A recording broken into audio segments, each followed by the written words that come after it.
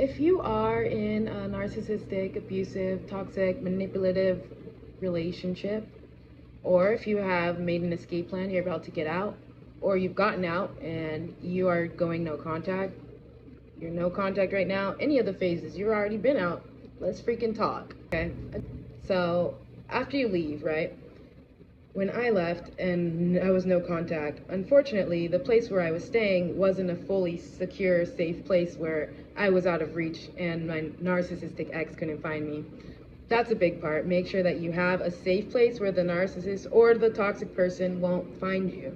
And if you can't, do the best you can, because it happens, because that's how it was for me.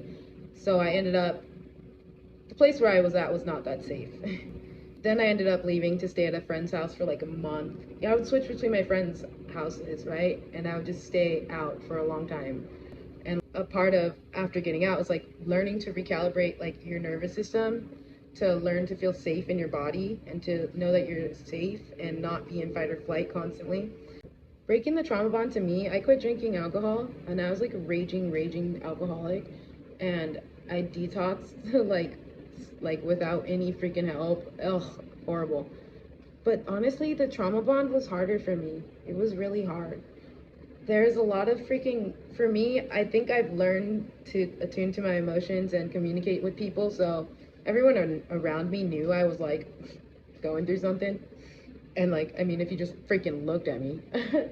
But like, I always sit outside. That's what like regulates me. I sit outside, especially in the dark and the quiet. It's my favorite thing. Or just in nature. And so I would just like cry a lot. Music helped me heal. Journaling is a huge aspect of healing for me. Also making videos about it. Because like also with the trauma bond, if you're severely gaslit and psychologically tortured like me, while you're out of it in that phase, while you're learning to recalibrate, that's when you get triggers. So you get flashbacks, start freaking out a little bit, maybe get mad, get in a fight with somebody. And then also the gaslighting, when your brain starts making the real sense and tells you the real version of the story, or your version of the story that you were gaslit to not believe. And then you start remembering that mother father was actually cheating on me when he wasn't at his daughter's thing, you know, like, it's crazy. And that phase is overwhelming. And that's why it's important to find community. So you start processing, you learn your triggers so that you know how to work through them, figure out ways that you can cope with the anxiety and the stress of when somebody says the exact words that your ex used to say, or does something in the same way, or there's a smell or a color, you know, it's so many ways. But you learn to identify the triggers and then have coping skills and methods that you can do to help regulate yourself and calm you down, right? Also learning when you're about to start freaking out so that you can communicate, hey, I'm feeling a little bit antsy right now. I gotta go outside and listen to music. Goodbye. I'll do that. I'll be like, I gotta go outside. My friends know I'll do that. That's also why I wear headphones everywhere. Helps me. But like I've recently started feeling happy again and like having belief that life could be good for the first time for like 3 years. Right? It's crazy.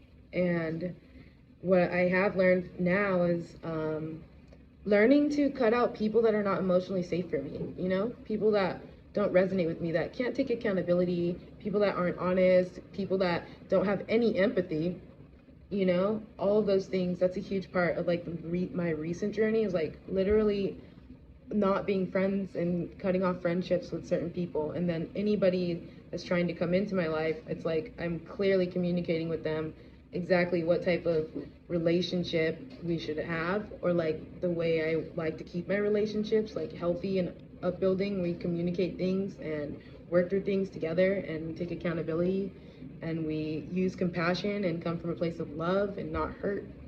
Yeah, that's a big part recently. And like I had to do that with somebody that I was like talking to, and it felt like it was like too serious because we barely started talking, but I had to communicate what the hell I need, because I'm never again gonna be in another situation like that, you know? And it's weird because you also are learning to figure out who's safe and learning to trust yourself Trust issues, bro.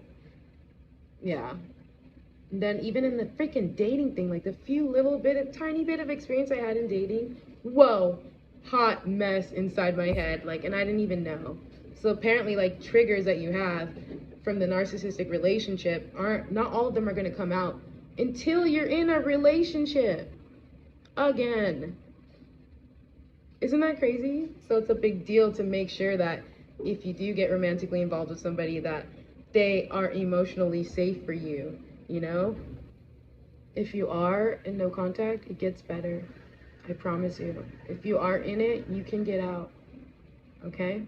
You guys are all stronger than you freaking believe. You are way stronger than you know.